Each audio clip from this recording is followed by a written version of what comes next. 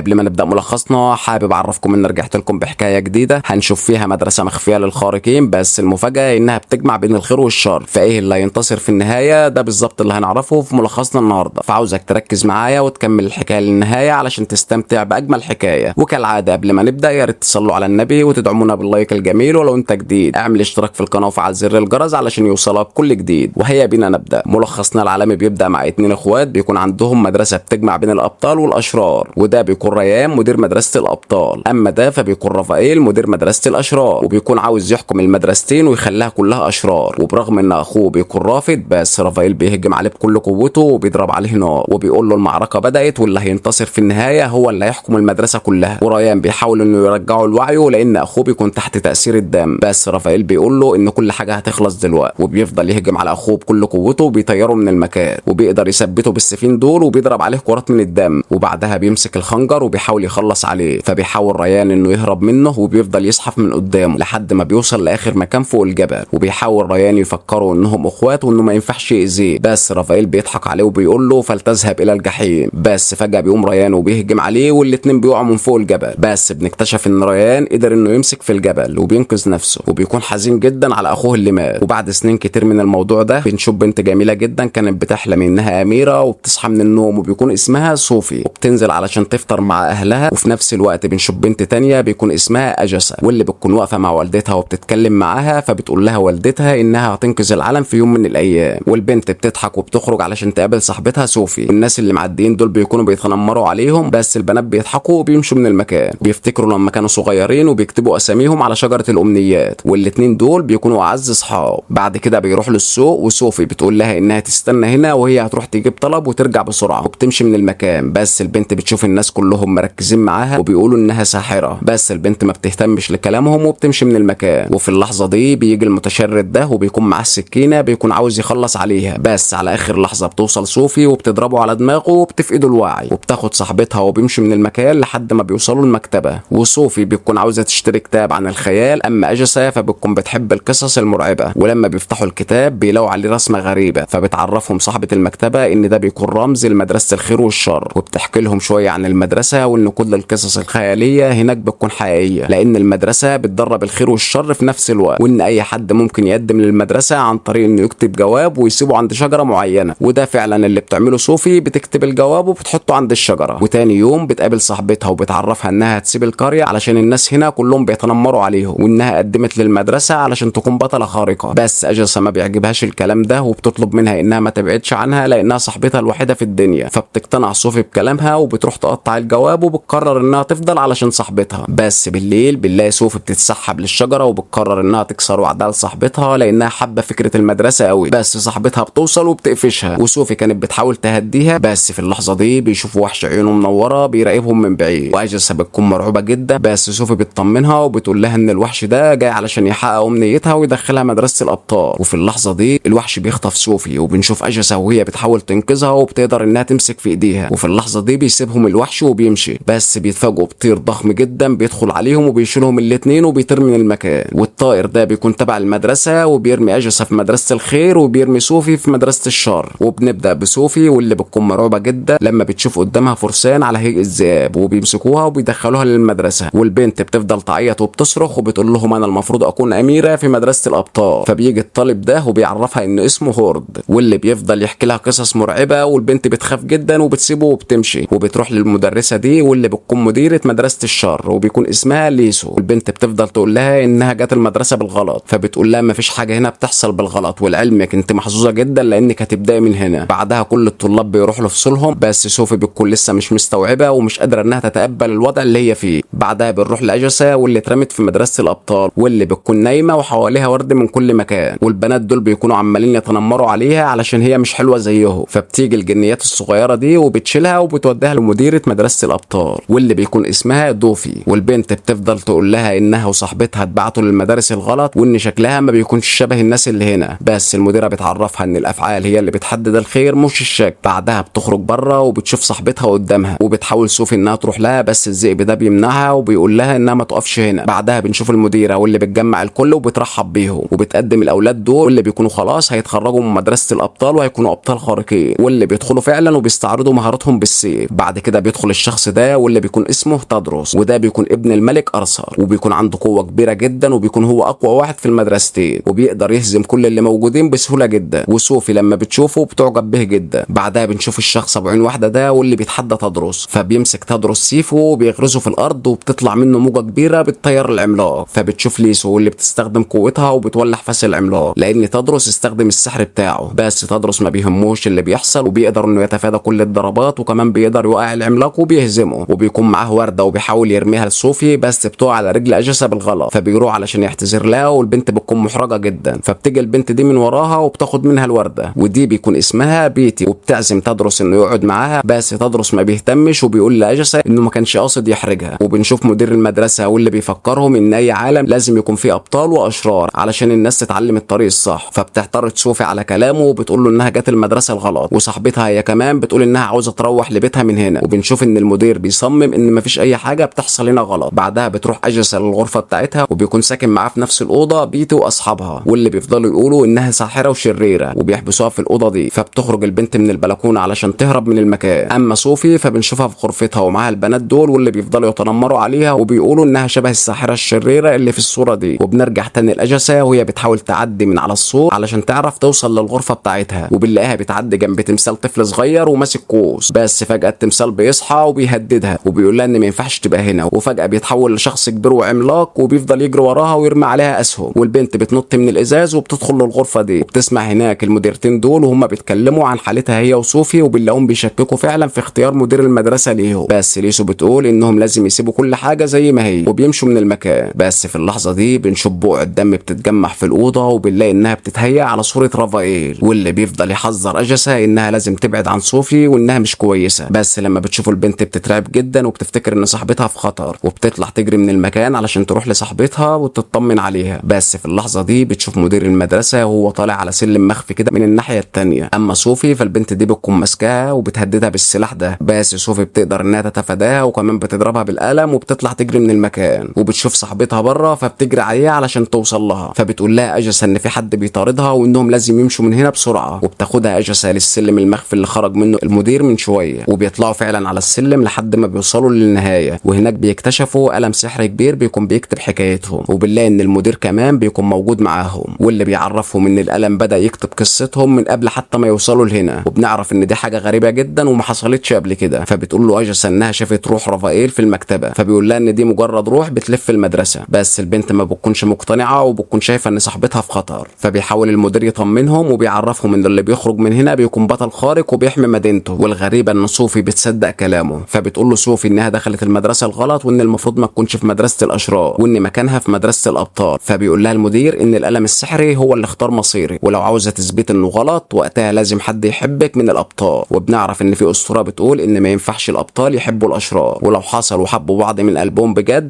اللعنه هتتكسر. بس بيقول لهم ان ده عمره ما حصل، والكلام ده بيأثر في صوفي جدا. فبتسمع من زمايلها ان في حفله للابطال، واللي كل واحده فيهم لازم تخلي امير يحبها ويعزمها، واللي ما بتنجحش في الاختبار بتتحول لحاجه مخيفه. بعدها بنروح لاجسا وبنشوفها وقت الغداء بتقابل الشخص ده واللي بيكون اسمه جاريجو، وبنعرف انه مش عاوز يكمل في المدرسه هو كمان. وبيعرفها انه بيخاف من الدم لدرجه ان في الحصه صباعه اتعور، واول لما شاف الدم اغمى عليه ووقع على اصحابه. واجسا بتقول له اعمل الحاجه اللي انت بتحبها وبترتاح ليها. بعدها بتوصل صوفي وبتقعد مع اجسا وتبدا تحكي لها انها مش مرتاحه. فبتقول لها اجسا انها لقت امير ممكن يكون الحب الحقيقي، بس صوفي بتكون مصممه انها تخلي تدرس يحبها، وبتطلب من اجسا انها توصل الجواب ده لتدرس عند الشجره. وفعلا تاني يوم بتكون واقفه عند الشجره مستنيه تدرس يجي، بس بتترعب لما بتلاقي الشجره بتتكلم وبتنفجر وبيخرج منها القزم ده، وبنعرف ان اسمه يوبا، واللي بيفضل يزعق. وبنلاقي تدرس بيروح لاجسا وبيتعاطف معاها علشان حاسس انها تايهه في المكان. فبتوصل له البنت الجواب وبتقول له ان صوفي هي اللي بعتاه. اما الراجل اللي خرج من الشجره ده بياخدهم كلهم للغابه علشان يعلمهم النجاه فيها، وبيبدا يقول لهم ما تحكموش على الحاجه من الشكل، لان مش كل حاجه شكلها حلو وبتكون حلوه من جوه. وبيوري لهم ورد بيكون متوحش جدا واي حد بيقرب منه بيعضه. بعدها بياخدهم للمزرعه دي وبيقول لهم انها امان بالنهار بس بالليل بتكون مرعبه. وفي اللحظه دي بيتعض جريجو من الورده فبيفضل يجري، وبنشوف اجسا وهي بتجري وراه علشان هو صعبان عليها وعاوزه تطمن عليه. فبتشوفوا اللي بيحصل حواليه حصار كبير بيبخروا من المكان، والبنت بتكون مصدومه جدا من اللي شافته. اما في فصل الاشرار فبتكون المدرسه بتشرح لهم ان كل شرير فيهم عنده موهبه مختلفه، وبتطلب منهم انهم يعرضوا قوتهم الخارقه. فبيحاول هورت بيحاولوا انه يتحول لمستذئب بس بيفشل. اما البنت دي فبتحول المكان حواليها لشوكولاته وبتفضل تاكل فيها. ولما بيجي الدور على صوفي بتقول لهم انها بتقدر تنادي على الحيوانات كلها، بس هيستر بتتريق عليها فبتشتمها البنت، فبتتعصب البنت جدا وبتخرج من رقبتها تنين صغير بتخليه يهجم على صوفي. ولما صوفي بتضربه هيستر بتحس بالضربه وصوفي بتفضل تصرخ من الشباك علشان حد يلحقها. وفي اللحظه دي بيدخل سرب نحل للمكان وبيهاجم الوحش بتاع هيستر وبيخليها تتوجع. والمفاجاه ان النحل بيتجمع وبيكون هو رافائيل وبيفضل يمدح في صوفي وبيمشي من المكان. وتنين هيستر بيسحب لحد ما بيدخل تاني في رقبتها. وليسو بتاخد صوفي لبره وبتبدا تشرح لها مين هو رافائيل، تعرفها انه بيكون اخو المدير وانه كان اقوى واحد في المكان. بس صوفي بتقول لها انها مش عاوزه القوه دي، والبنت بتتعصب جدا وبتقول لها ان تصرفاتها لازم تثبت انها شريره. اما في الفصل بتاع الابطال فبنشوف المديره واللي بتعرفهم ان الابطال مش بيهاجموا ويدافعوا بس. فبتسالها اجاسا عن صاحبها جريجور، فبتقول لها المديره ان دي قوانين المدرسه، وبتبدا تحكي لهم عن سمكه الامنيات اللي بتقدر انها تفهم الرغبات وتحققها. فبتفتكر اجاسا كل الطلاب اللي فشلوا انهم يتحولوا لحيوانات، وعلشان كده سمكه الامنيات بتفهم الرغبات وبتحققها. بس دوفي بتقول لها ان مش كلهم ليهم قصه وان الامنيات القويه بس هي اللي بتتحقق. ولما بيجي دور اجاسا انها تتمنى باللي هي بتتمنى انهم يرجعوا البيت. وفي اللحظه دي الميه بتبدا تلف وبيخرج من الميه البنت دي وبتعرفها انها وقعت في الميه من حوالي 300 سنه. بنعرف ان اجاسا اول واحده بتتمنى حريتها وبتشكرها البنت وبتتبخر من المكان. وبيظهر في الوقت ده وحش عملاق بيكون طاير والكل بيخاف منه، بس بيقف قدام اجاسا من غير ما يعمل لها حاجه. فبتعرف ان ده بيكون جريجور وتحول للكائن ده. بس بيظهر تدرس في الوقت ده وبيضرب سيفه في قلبه وبيخلص عليه. والبنت بتتضايق جدا وبتديله بالقلم على وشه وبتعرفه انه قتل صاحبها. والبنت بتكون زعلانه جدا وبتقول لهم عمر ما كان قتل الناس خير خالص. بس المديره بتبقى شايفه ان كل واحد له هدف وانها هتعرف هدفها قريب. وبنلاقي ان اجاسا بترفض الموضوع ده تماما، فبتتضايق منها المديره جدا وبتبدا تزعق لها وبتقول لها ان الخير ده كان موجود زمان، بس دلوقتي احنا في عصر انانيه وكله بيفكر في نفسه وانت الوحيده المختلفه من فتره كبيره. اما صوفي فبنلاقيها محبوسه في اوضه العذاب مع ليسو وبتعرفها ان رافائيل اختارها هي علشان تنقذ المدرسه وانها لازم تختار جانب الشر. وبتحط السلاح على رقبتها وبتقول لها ان رافائيل عاوز حد يكون شرير بجد. تمسك في اللحظه دي شعرها وبتقصه والبنت بتزعل جدا وبتفضل تصرخ وتعيط. ترجع للغرفه بتاعتها بس بتشوف في المرايه رافائيل واللي بيبدا يقول لها ان امها كان عندها حق لما قالت انها مميزه، وبيبدا يقول لها انه هيديها اللي محدش بيديهولها. وتاني يوم بنلاقي اجاسا بتكون قلقانه جدا على صاحبتها لانها مش بتلاقيها في التجمع بتاع الطلاب. فبيجي تدرس وبيطمنها انها عمرها ما هتفوت الحدث ده. فبتحاول اجاسا تمشي بعيد عنه بس فستانها بيشبك وقبل ما تقع بيقدر انه يمسكها. والبنات بيكونوا غيرانين جدا من الموضوع ده. اما المديرتين دول فبيجمعوا الكل علشان يفعلوا لهم السحر بتاعهم، وده من خلال شعاع بيطلع من صباع ايديهم. وبنلاقي ان الطلاب كلهم واقفين طابور علشان يتفعل لهم السحر بالدور. وفجاه بتوصل صوفي للمكان بشكل جديد خالص والكل بيتفاجئ وبتروح لليسو علشان تفعل لها قوتها وبتشكرها انها ساعدتها في انها تتقبل نفسها. بس الكلام ده بيخوف اجاسا جدا على صاحبتها وبتروح تاني يوم تقابلها وبتسالها ليه بتعمل كده وهتستفاد ايه. فبتقول لها انها تعبت خلاص من دور الضحيه اللي كانت عايشه فيه. وبتقول لها انها ناويه تخلي تدرس يحبها علشان شخصيتها مش عشان شكلها، وبتطلب منها مساعدتها في الموضوع ده. والبنت فعلا بتوافق. وفي نفس الوقت تدرس بيكون بيتدرب على الرمايه فبتروح لصوفي وبتقول له انها عاوزه تجرب. فبيقول لها الرمايه محتاجه قلب صافي وان مفيش حد من الاشرار بيقدر يسيب الهدف. تمسك منه القوس وصاحبتها اجاسا بتكون بتراقبهم من بعيد وبتساعدها علشان السهم يسيب الهدف. والولد بينبهر جدا من الموضوع ده لانها اول واحده من الاشرار يقدر يسيب الهدف، وبيعزمها كمان انه يخرج معاها. وده بيخلي اصحاب صوفي يتضايقوا علشان هي كده خانتهم. وتدرس بيحذر صوفي ان المدرسه كلها هتحاول توقع بينهم وبيقول لها ان الكل هينصدم لما يعرف انه كمان هياخدها معاه حفله الابطال. بتعترض البنت دي على الكلام ده وبتقول له ان ده ضد القوانين وان ما ينفعش حد من الابطال ياخد حد من الاشرار في الحفله دي. وبتحصل خناقه كبيره جدا بين الابطال والاشرار لحد ما الاداره بتتدخل.